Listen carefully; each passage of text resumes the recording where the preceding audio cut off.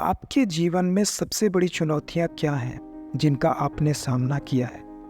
आपने उन चुनौतियों पर कैसे काबू पाया?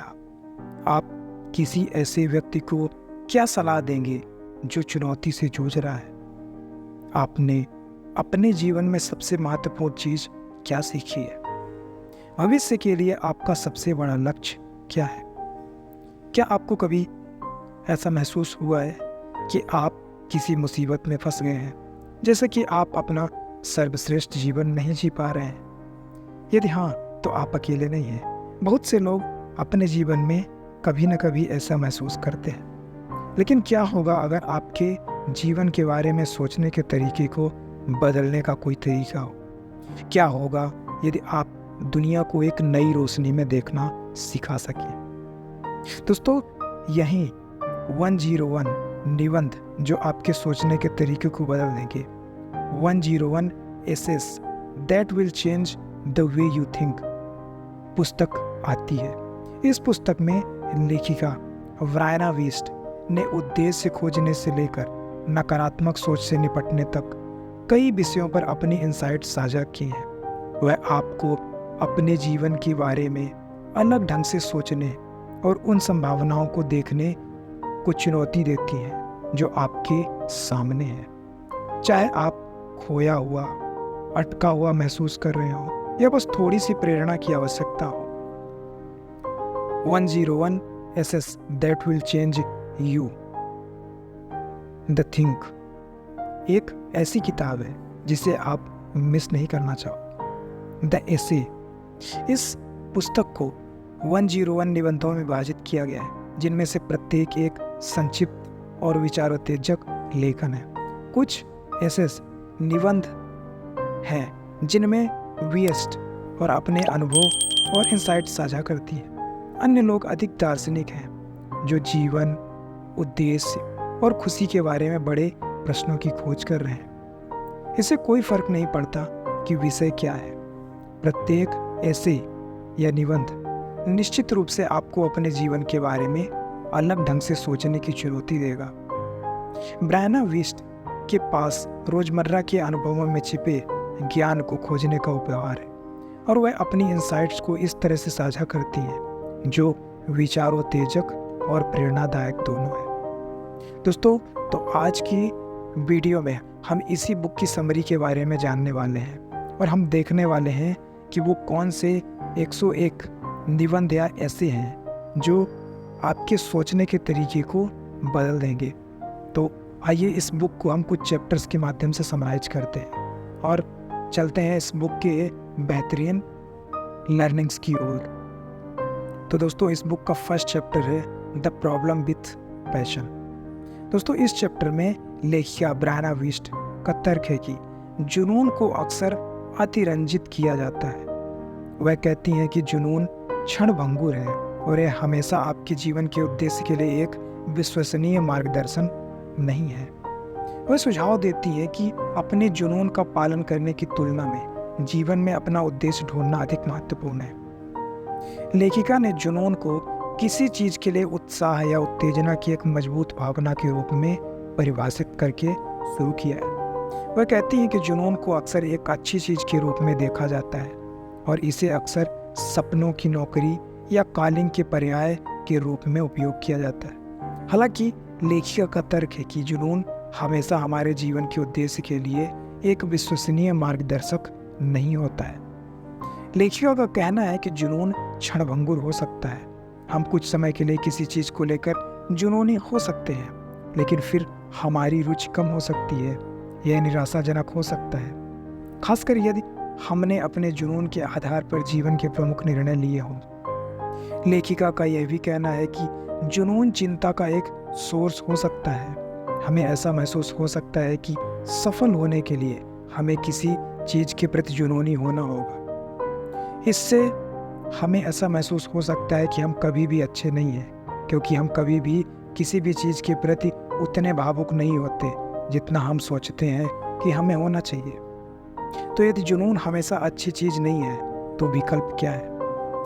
लेखिका का सुझाव है कि हम अपने जुनून का पालन करने के बजाय जीवन में अपना उद्देश्य खोजने पर फोकस कर सकते हैं। उनका कहना है कि उद्देश्य जीवन में अर्थ और दिशा की भावना है। यह किसी ऐसी चीज़ को खोजने के बारे में है जिससे हम अच्छे और जिसकी हमें परवाह है, और फिर दुनिया में बदलाव लाने के लिए हम कौशल और प्रतिभा का उपयोग कर सकते हैं। तो दोस्तों, इस तरह से हमने चैप्टर 1 देखा। आइए चलते हैं चैप्टर नंबर 2 की ओर, द विजडम ऑफ रूटीन। दोस्तों, इस चैप्टर में लेखिका व्रायना विस्ट इस विचार को चुनौती देती हैं कि दिनचर्या उबाऊ और नीरस है। उनका तर्क है कि दिनचर्या वास्तव में हमारे जीवन में बड़े आराम और स्थिरता का सोर्स हो सकती है। उनका मानना है कि रूटीन हमें महत्वपूर्ण चीज़ों पर ध्यान केंद्रित करने में मदद कर सकती है और यह हमारे दिमाग को अधिक क्रिएटिव बनाने के लिए मुक्त कर सकती है। ब्रायना विस्ट ने दिनचर्या को प्रक्रिया का एक निश्चित या नियमित पाठ्यक्रम के रूप में डिफाइन करना शुरू किया है। वह कहती है कि दिनचर्या को अक्सर एक निगेटिव चीज़ के रूप में देखा जाता है और इसे अक्सर बोरियत और एक रास्ता से जोड़ा जाता है।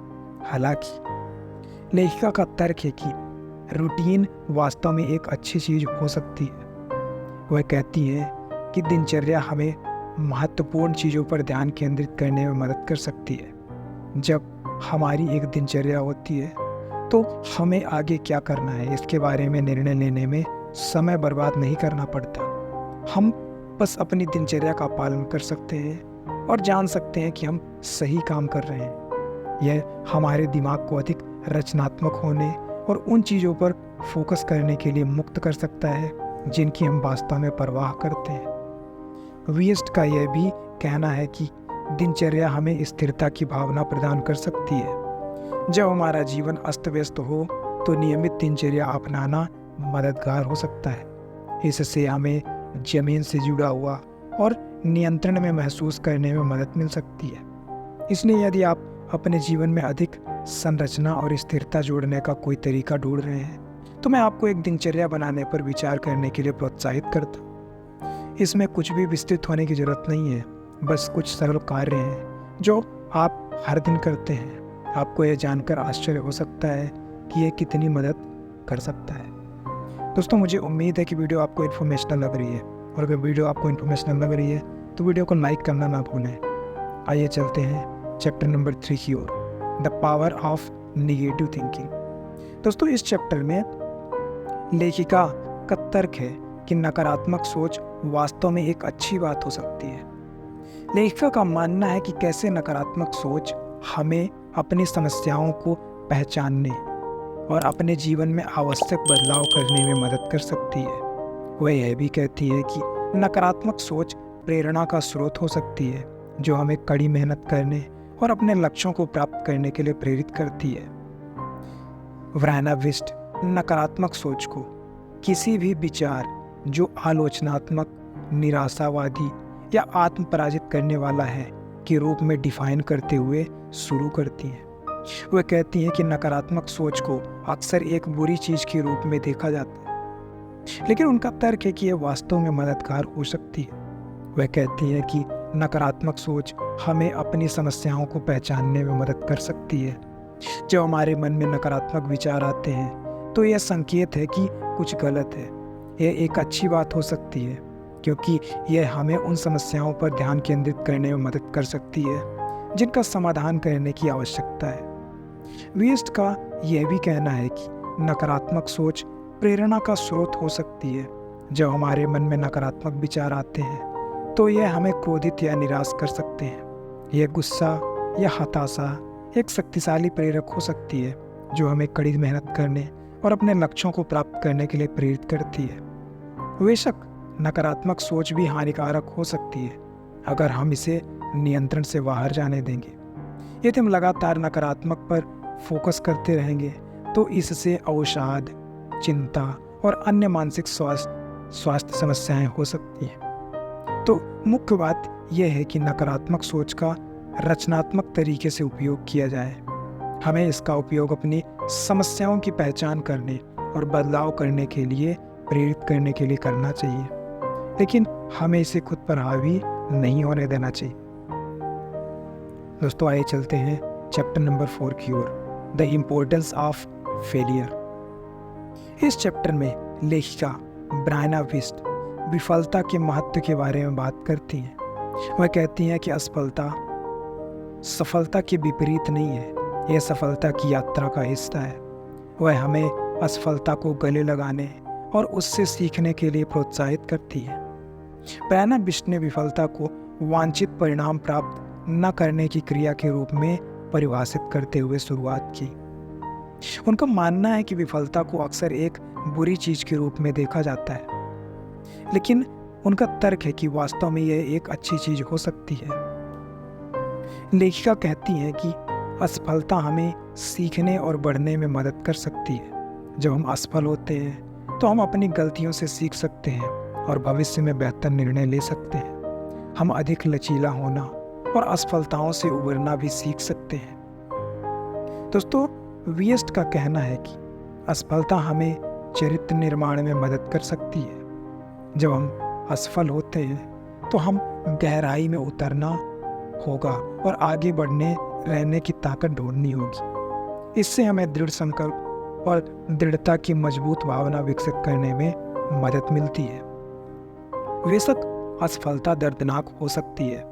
जब हम असफल होते हैं तो निराश होना और हार मान लेना आसान हो जाता है। हालांकि यह याद रखना महत्वपूर्ण है कि असफलता यात्रा का सिर्फ एक हिस्सा है। यदि हम सफल होना चाहते हैं तो हमें असफलता को स्वीकार करना और उससे सीखना हो। दोस्तों, आइए चलते हैं चैप्टर नंबर 5 की ओर और देखते हैं कि चैप्टर नंबर 5 हमें क्या सीख देता है।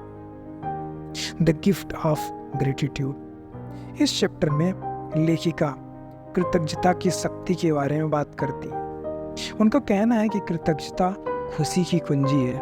वह हमें अपने जीवन में छोटी बड़ी अच्छी चीज़ों की सराहना करने के लिए समय निकालने के लिए प्रोत्साहित करती हैं। वेस्ट ने कृतज्ञता को किसी चीज़ के लिए धन्यवाद की भावना जो किसी ने प्राप्त की है या हासिल की है के रूप में परिभाषित करते हुए शुरू करती हैं। वह कहती हैं कि कृतज्ञता को अक्सर एक क्षणभंगुर भावना के रूप में देखा जाता है, लेकिन उनका तर्क है कि यह हमारे जीवन में एक पावरफुल शक्ति हो सकती है। लेखिका का मानना है कि कृतज्ञता हमें खुश रहने में मदद कर सकती है। जब हम अपने जीवन में अच्छी चीज़ों पर ध्यान केंद्रित करते हैं तो दुखी होना कठिन होता है।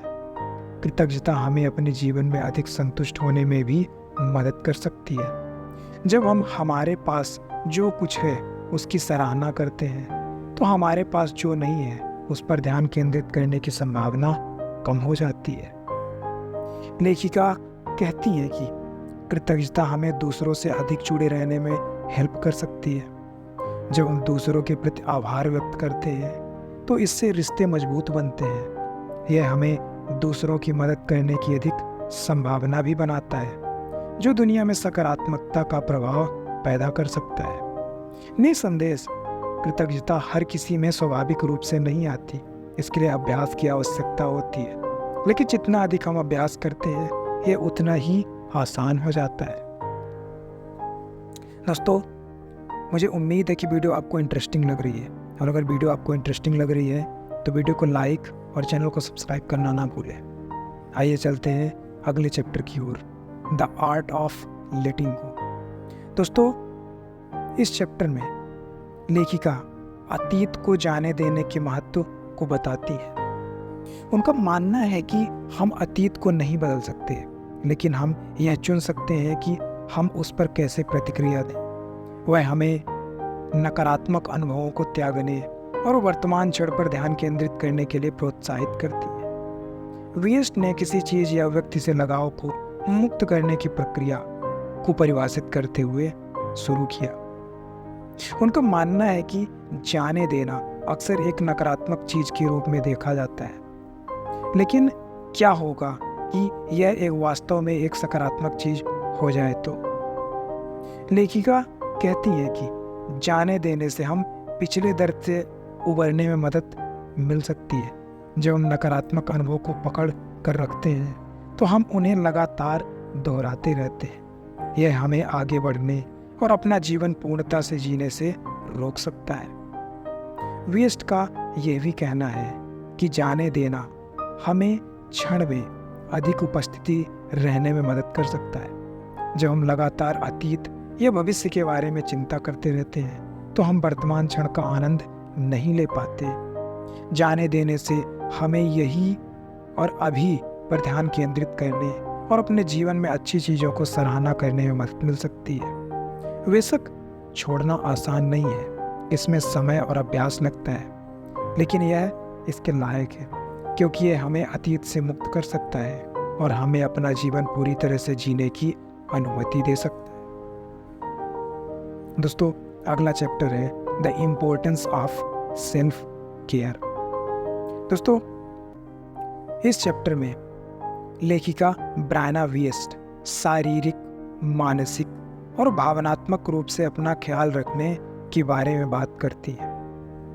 लेखिका कहती है कि वह हम खाली कप से नहीं डाल सकते, इसलिए आत्म देखभाल के लिए समय निकालना महत्वपूर्ण है।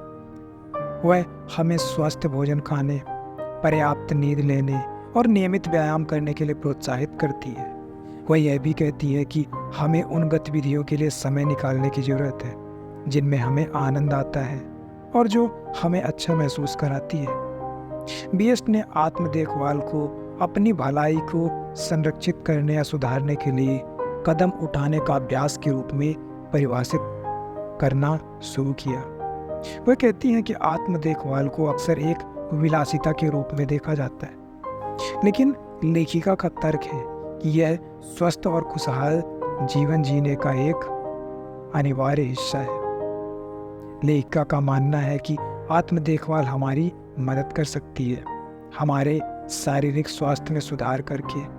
जब हम अपने शरीर की देखभाल करते हैं तो हमारे बीमार होने की संभावना कम होती है।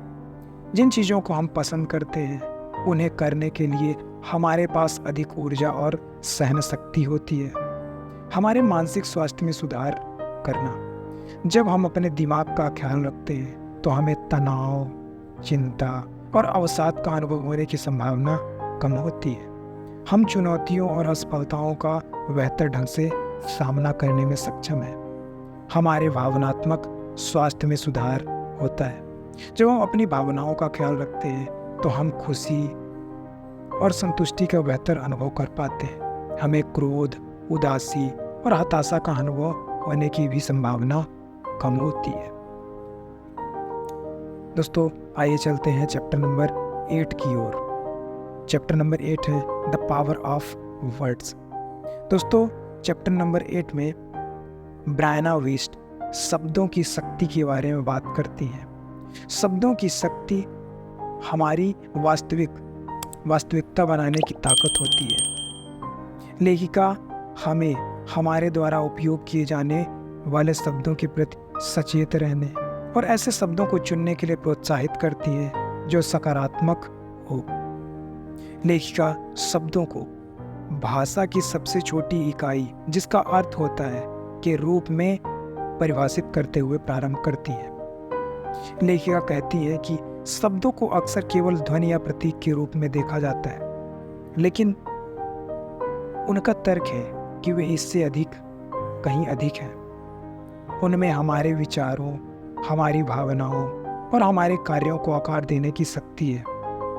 लेखिका कहती है कि हमारे शब्द दो तरह से हमारी वास्तविकता का निर्माण कर सकते हैं। सबसे पहले हमारे शब्द हमारे अपने विचारों और भावनाओं को प्रभावित कर सकते हैं। जब हम नकारात्मक शब्दों का प्रयोग करते हैं तो हमारे मन में नकारात्मक विचार और भावनाएं आने की संभावना अधिक होती है। इससे जीवन के प्रति नकारात्मक दृष्टिकोण और प्रेरणा की कमी हो सकती है। वहीं दूसरी ओर जब हम सकारात्मक शब्दों का उपयोग करते हैं तो हमारे मन में सकारात्मक विचार और भावनाएं आने की अधिक संभावना होती है। इससे जीवन के प्रति सकारात्मक दृष्टिकोण और प्रेरणा में वृद्धि हो सकती है। दूसरा है हमारे शब्द दूसरों के हमें समझने के तरीके को प्रभावित कर सकते हैं। जब हम नकारात्मक शब्दों का प्रयोग करते हैं तो हम नकारात्मक व्यक्ति समझे जाने की संभावना रखते हैं। इससे रिलेशन बनाना और अपने लक्ष्य हासिल करना मुश्किल हो जाता है।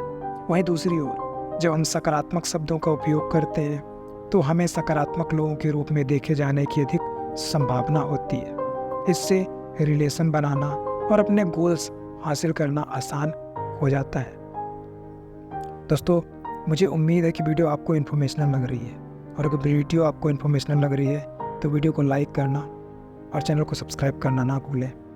आइए चलते हैं नेक्स्ट चैप्टर की ओर, द इम्पोर्टेंस ऑफ कनेक्शन।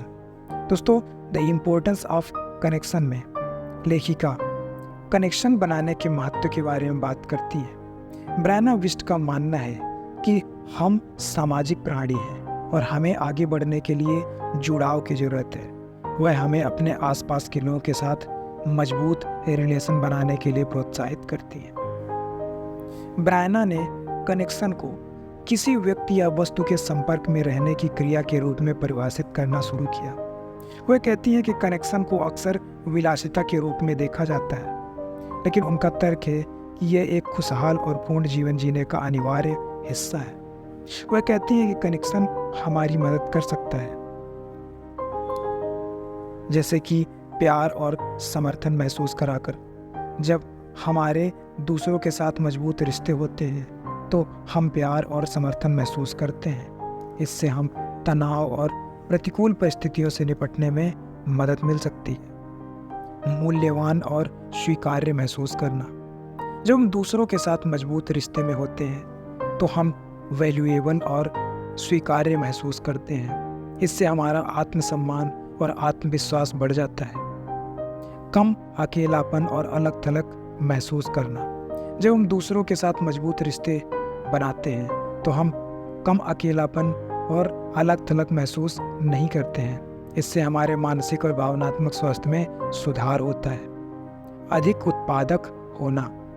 जब हमारे दूसरों के साथ मजबूत रिश्ते होते हैं तो हमारे प्रोडक्टिव होने की अधिक संभावना होती है। ऐसा इसलिए क्योंकि हमारे पास हमारा समर्थन करने और हमें जवाबदेह ठहराने के लिए लोग हैं। अधिक रचनात्मक होना। जब हमारे दूसरों के साथ मजबूत रिलेशन होते हैं तो हमारे क्रिएटिव होने की संभावना अधिक होती है। ऐसा इसलिए क्योंकि हमारे पास विचारों को उछालने और हमें प्रतिक्रिया देने के लिए लोग हैं। आइए चलते हैं चैप्टर नंबर 10 की ओर, द गिफ्ट ऑफ साइलेंस। दोस्तों, इस चैप्टर में लेखिका मौन के महत्व के बारे में बात करती है। ब्रायना विस्ट मौन एक उपहार है के रूप में बताती है और वह हमें अपने जीवन में इसके लिए समय निकालने के लिए प्रोत्साहित करती है। विस्ट ने मौन को ध्वनि की अनुपस्थिति के रूप में परिभाषित किया है। ब्रायना विस्ट कहती हैं कि चुप्पी को अक्सर एक नकारात्मक चीज के रूप में देखा जाता है, लेकिन उनका तर्क है कि यह वास्तव में एक सकारात्मक चीज है। लेखिका का मानना है कि मौन हमारी मदद कर सकता है, जैसे कि आराम करना और तनाव दूर करने के लिए।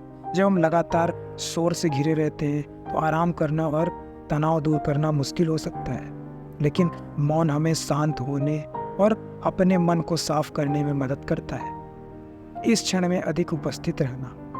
जब हम लगातार बात कर रहे होते हैं या शोर सुन रहे होते हैं तो उस क्षण मौजूद रहना मुश्किल हो सकता है। मौन हमें वर्तमान क्षण पर ध्यान केंद्रित करने और जीवन में छोटी छोटी चीज़ों की सराहना करने में मदद करता है।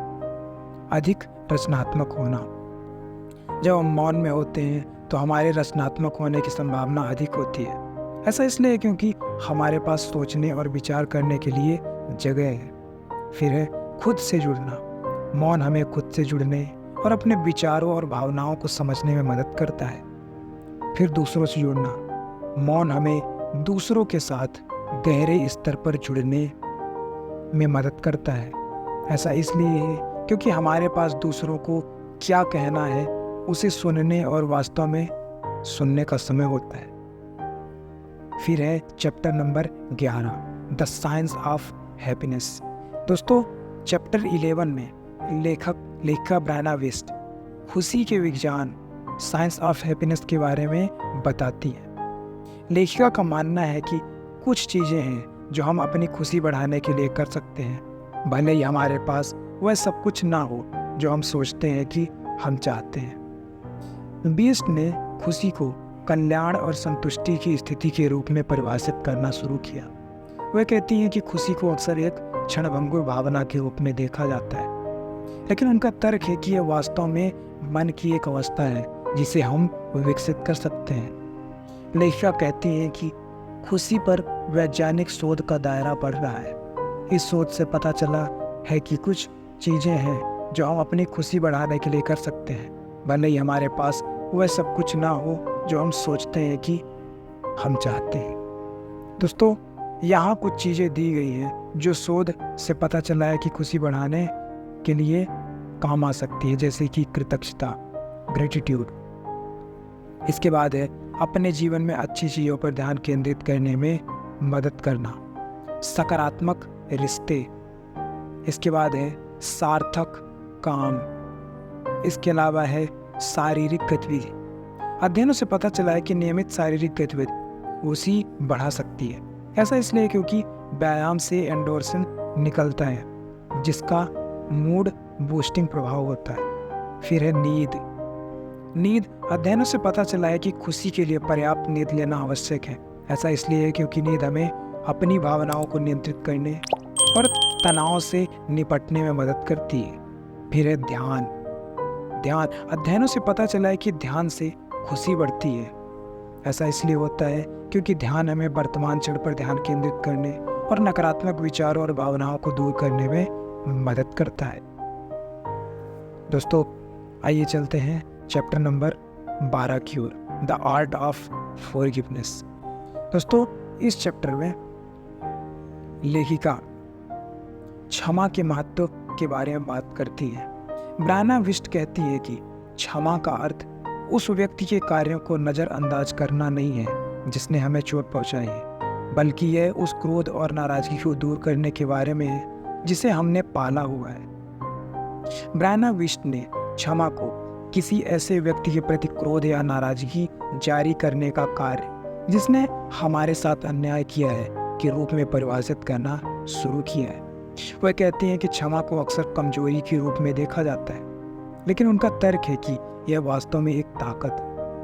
वह कहती हैं कि क्षमा हमारी मदद कर सकती है कई तरीकों से, जैसे कि भावनात्मक रूप से ठीक करने के लिए, अतीत को जाने देने के रूप में, नए रिश्तों के लिए, खुद को खोलने के लिए, फिर अधिक खुशहाल जीवन जीने के लिए। जब हम क्षमा करते हैं तो हम क्रोध और नाराजगी के बोझ के बिना अपना जीवन जीने के लिए स्वतंत्र होते हैं। इससे एक खुशहाल और अधिक संतुष्ट पूर्ण जीवन जिया जा सकता है। निसंदेह क्षमा करना हमेशा आसान नहीं होता, इसमें समय और प्रयास लगता है, लेकिन यह इसके काबिल जरूर होता है क्योंकि यह हमें अधिक खुश, स्वस्थ और अधिक संतुष्टिपूर्ण जीवन जीने में हेल्प करता है।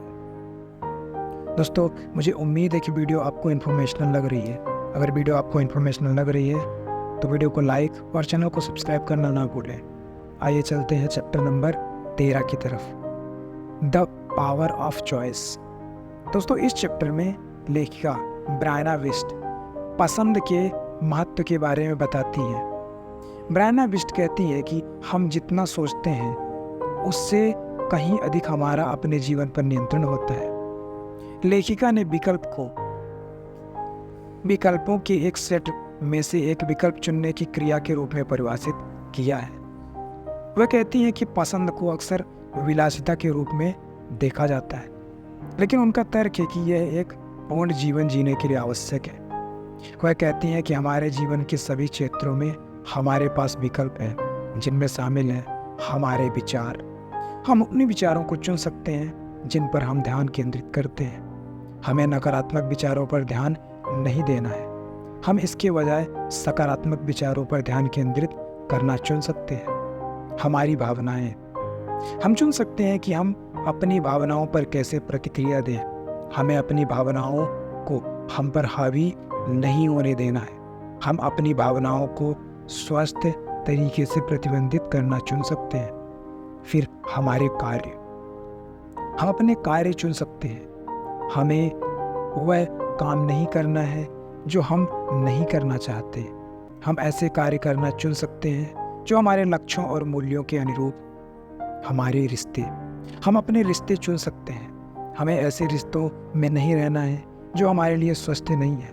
हम अपने आसपास ऐसे लोगों को रखना चुन सकते हैं जो हमारा समर्थन करते हैं और जो हमें अपने बारे में अच्छा महसूस कराते हैं। हमारी परिस्थितियाँ, हम हमेशा अपनी परिस्थितियों को नियंत्रित नहीं कर सकते, लेकिन हम ये चुन सकते हैं कि हम उन पर कैसे प्रतिक्रिया दें। हालात कठिन होने पर भी हम सकारात्मक और आशावादी रहना चुन सकते हैं। लेखिका का यह भी कहना है कि हमारे पास अपनी वास्तविकता स्वयं बनाने की शक्ति है। हम दुनिया को सकारात्मक रोशनी में देखना चुन सकते हैं या हम इसे नकारात्मक रोशनी में देखना चुन सकते हैं। हम अपने जीवन में अच्छी चीज़ों पर ध्यान केंद्रित करना चुन सकते हैं या हम बुरी चीज़ों पर ध्यान केंद्रित करना चुन सकते हैं। हम जो विकल्प चुनते हैं वे हमारे जीवन को आकार देते हैं। हम जितना अधिक सचेत विकल्प चुनते हैं उतनी ही अधिक हमारा अपने जीवन पर नियंत्रण होता है और उतनी ही अधिक संभावना होती है कि हम एक संतुष्टिपूर्ण जीवन जी सकेंगे। दोस्तों, अगला चैप्टर है chapter number 14, the gift of imperfection. दोस्तों, चैप्टर नंबर 14 में ब्रायना विस्ट हमारी खामियों को स्वीकार करने के बारे में बात करती हैं। लेखिका का मानना है कि हम सभी अपूर्ण हैं और यह सही है। ब्रायना विस्ट ने अपूर्णता को अपूर्ण होने की अवस्था के रूप में डिफाइन किया है।